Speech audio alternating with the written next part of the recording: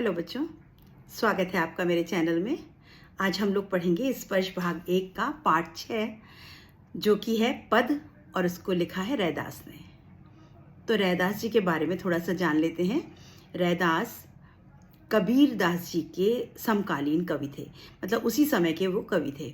और ये इनका जन्म बनारस में हुआ था 1388 में, और इनका असली नाम था रविदास। हम लोग इनको रैदास कहते हैं बोलचाल की भाषा में, वैसे इनका असली नाम रविदास था। और ये ईश्वर को अपने आराध्य की तरह मानते थे, मतलब उनकी पूजा करते थे। और इनके पद इतने प्रसिद्ध हुए कि जो दिल्ली के शहंशाह थे लोधी, उन्होंने इनको दिल्ली आने का आमंत्रण दिया था और इनको वहां बुलाया और इनका मान सम्मान किया गया था। इनको भी मूर्ति पूजा, वाह्य आडंबर और ये कर्म कांड में बिल्कुल विश्वास नहीं था। ये भी कबीर की तरह ही भाईचारे और हमारी अंदर की जो प्रवृत्तियां हैं उस पर पूरी तरह से विश्वास करते थे। रचनाएं जो है बड़ी सरल भाषा में, ब्रज भाषा में, खड़ी बोली में इन्होंने लिखी है। उपमा और रूपक का बहुत अच्छा प्रयोग इन्होंने अपने पदों में, अपनी रचनाओं में किया है। और सबसे मुख्य बात है, जो सिखों की पवित्र पुस्तक है गुरु ग्रंथ साहब, उसमें इनके 40 पदों को संकलित किया गया। मतलब इतने अच्छे पद हैं कि उस पुस्तक में 40 पद इनके लिए गए हैं। तो आइए पढ़ते हैं इस पाठ का सार। तो यहाँ पर रैदास का जो पद है उस पाठ के सार देखिए। इसमें 2 पद हैं आपके कोर्स में। पहला पद, यहाँ पर रैदास के 2 पद दिए गए हैं। पहले पद में कवि ने भक्त को उस अवस्था का वर्णन किया है जब भक्त पर अपने आराध्य की भक्ति का रंग पूरी तरह चढ़ जाता है। इसका क्या मतलब कि जब हम भगवान से भक्ति करते हैं तो एक समय ऐसा आता है जब पूरी तरह से हम भक्ति में सराबोर हो जाते हैं। उस स्थिति का वर्णन किया है कि मतलब अब कुछ नहीं है, मैं जो कुछ भी हूँ पूरी तरह से भगवान में लीन हो चुका हूँ। कहने का तात्पर्य क्या है कि जब हम ईश्वर की भक्ति में लीन हो जाते हैं उसके बाद हमें कुछ अच्छा नहीं लगता, हमें लगता है कि बस अब ईश्वर ही सब कुछ है हमारा। तो ऐसी स्थिति में का वर्णन यहाँ इस पद में किया गया है। और हम फिर भगवान से दूर नहीं रह। कवि कहता है कि यदि प्रभु चंदन है तो भक्त पानी बन जाता है। अगर ईश्वर को चंदन की भांति मान लीजिए तो भक्त पानी की तरह हो जाता है और उसमें उसकी सुगंध आ जाती है, सारी सुगंध उस पानी में समा जाती है। उसी प्रकार प्रभु की भक्ति भक्त के अंग अंग में समा जाती है। जिस प्रकार चंदन पानी के साथ घुल मिल जाता है और पानी सुगंधित हो जाता है, ठीक उसी प्रकार जब ईश्वर हमारे अंदर बस जाता है तो ईश्वर के सारी सुगंध जो है, सारी खुशबू हमारे अंदर समा जाती है। यदि प्रभु बादल है तो भक्त मोर के समान है। अगर हम ईश्वर को बादल मान लें तो भक्त मोर बन जाता है। और मोर क्या करता है, बादल को देखते ही नाचने लगता है, खुश हो जाता है। तो मनुष्य की भी वही स्थिति होती है कि जब वो ईश्वर के प्रेम में होता है तो वो ईश्वर को देख करके बिल्कुल नाचने लग जाता है, मगन हो जाता है। यदि प्रभु चांद है तो उसे भक्त जो है वो चकोर पक्षी की तरह हो जाता है। चकोर एक पक्षी होता है जो चांद को देख करके आवाजें करता है, उसको उससे प्यार करता है। ऐसा माना जाता है कि वो चांद का प्रेमी है।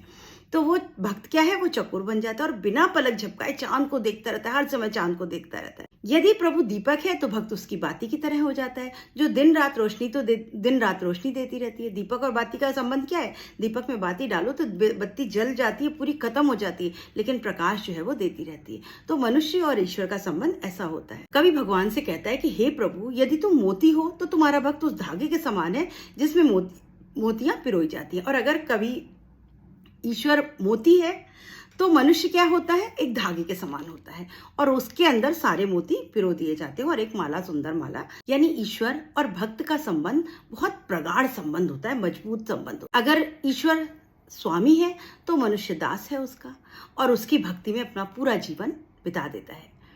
दूसरे पद में कवि भगवान की महिमा का बखान करता है कि भगवान की महिमा, मतलब भगवान जो है वो इतने महान है कि उनकी महिमा जो है वो अवर्णनीय है। क्या कहते हैं वो, कवि अपने आराध्य को ही अपना सब कुछ मानते हैं। कवि कह रहे हैं जी, जो ईश्वर जिसकी मैं पूजा करता हूँ वही मेरा सब कुछ है। कवि भगवान की महिमा का बखान करते हुए कहते हैं कि भगवान गरीबों, दीनों और दुखियों पर दया करने वाले हैं। उनके माथे पर सजा हुआ मुकुट उनकी शोभा को बढ़ा रहा है।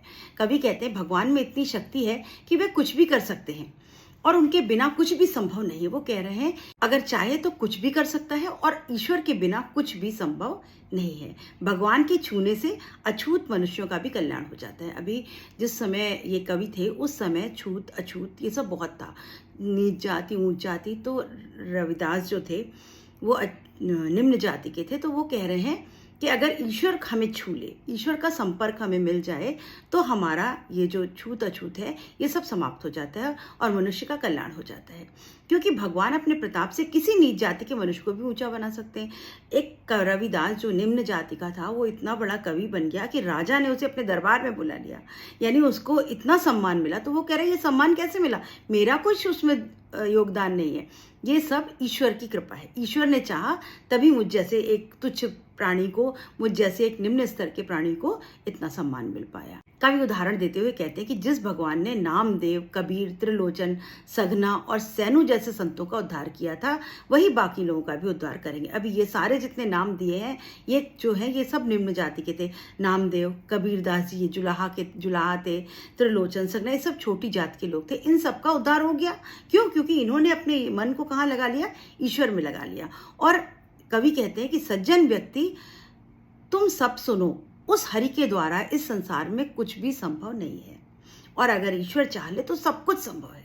वो कह रहे हैं अपनी सज्जनता बनाए रखो, ईश्वर से प्रेम करो, तुम्हें सब कुछ प्राप्त होगा। तुम किसी भी जाति के हो, छूत हो, अछूत हो, छोटे हो, बड़े हो, गरीब हो, अमीर हो, तुम्हें सब मिलेगा।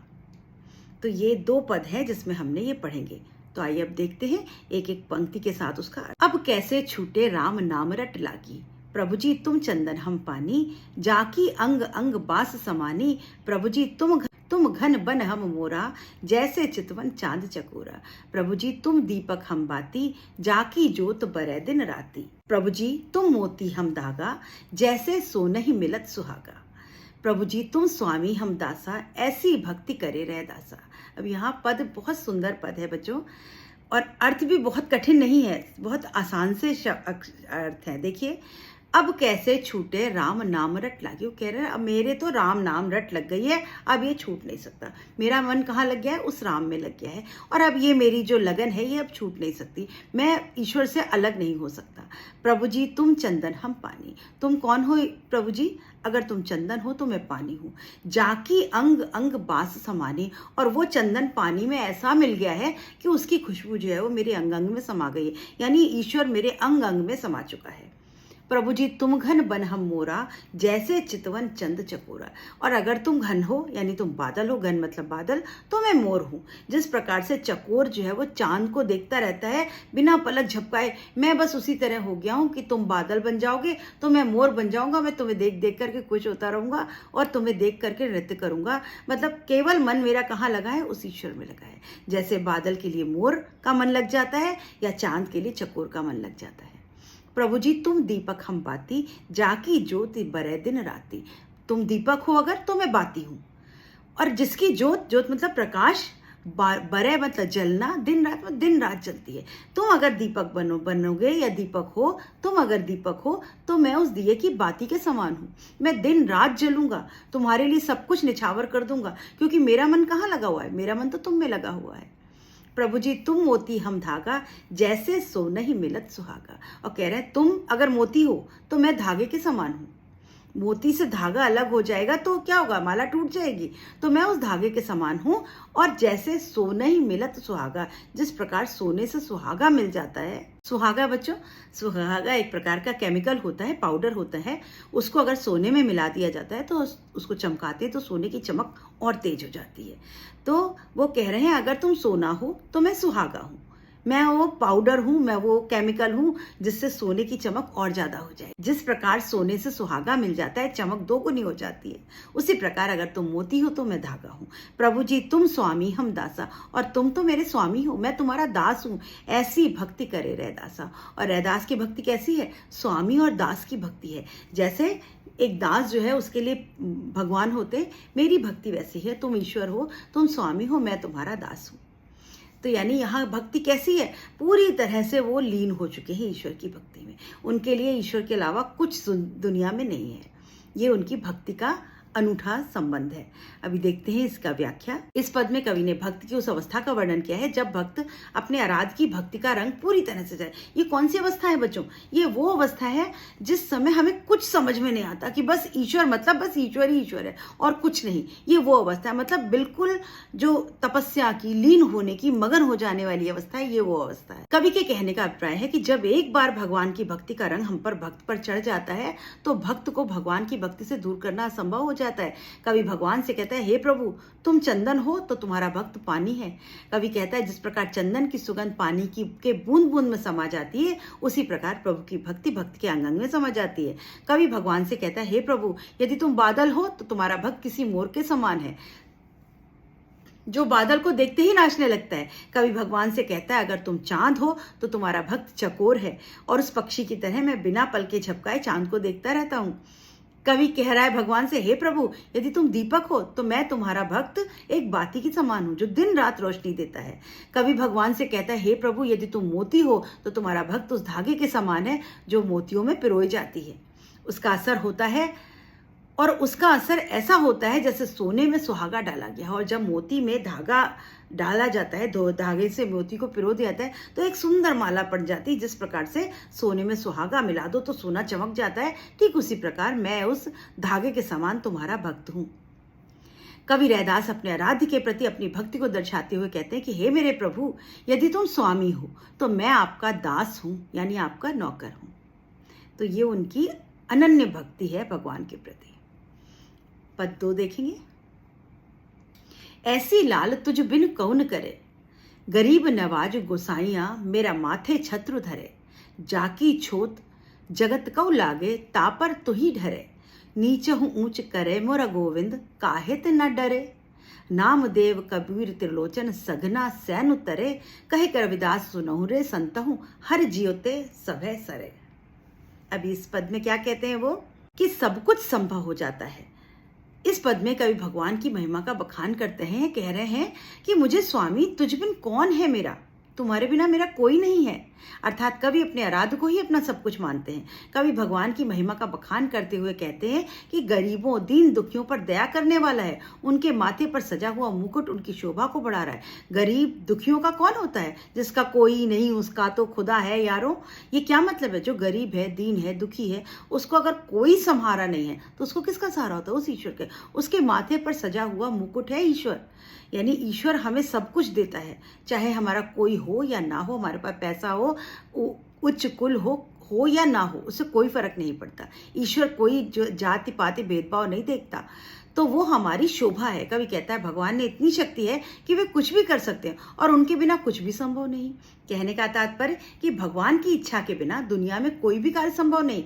कवि कहते हैं भगवान के छूने से अछूत मनुष्य का भी कल्याण हो जाता है। अछूत क्योंकि भगवान अपने प्रताप से किसी नीच जाति के मनुष्य को भी ऊंचा बना सकते हैं। भगवान चाहे तो नीचे को ऊंचा, ऊंचे को नीचा बना सकते हैं पल भर में। अर्थात भगवान मनुष्यों के द्वारा किए गए कर्मों को देखते हैं, ना कि किसी की जाति को देखते हैं। कवि उदाहरण देते हुए कहते हैं कि जिस तरह भगवान ने नामदेव, कबीर, त्रिलोचन, सगना और सैनु जैसे संतों का उद्धार किया था, वैसे ही बाकी लोगों का भी उद्धार करेंगे। कवि कहते हैं कि सज्जन व्यक्तियों तुम सब सुनो। अब वो सबसे कह रहे हैं, अगर तुम सज्जन हो और तुम सुनो मेरी बात, उस ईश्वर में मन लगाओ। उस हरि के द्वारा इस संसार में सब कुछ संभव है। अगर तुम उस ईश्वर में मन लगा लोगे तो सब कुछ संभव है। जो चाहोगे तुम्हें मिलेगा।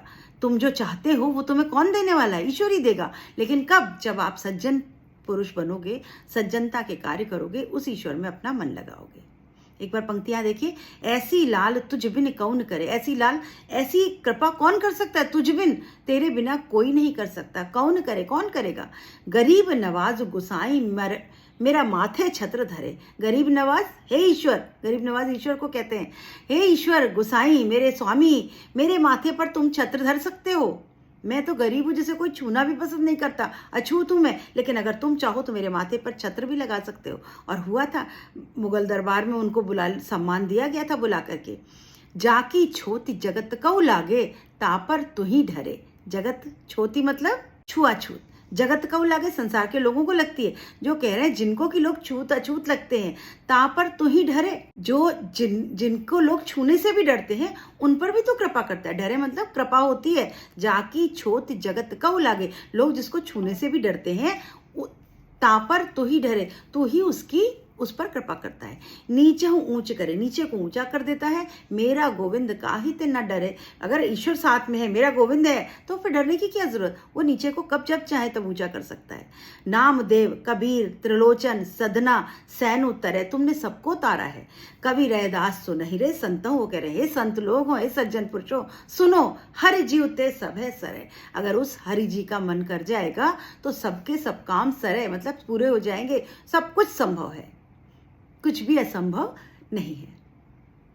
तो बच्चों, ये दोहा है, दो पद हैं जो कि बहुत सुंदर पद हैं और इम्पॉर्टेंट भी हैं आपके परीक्षा की दृष्टि से भी। और मुझे उम्मीद है कि आपको अर्थ समझ में आया होगा। बहुत सुंदर पद हैं ये। चैनल सब्सक्राइब करिए, लाइक शेयर करिए, पढ़ते रहिए और जब समय मिल जाए तो अपना वीडियो लगा करके और सुनिए। आपको केवल सुनने भर से ही आपको हिंदी आपकी तैयार हो जाएगी। तो मिलते हैं अगले वीडियो में इसी पद के प्रश्नोत्तर के साथ। Good bye.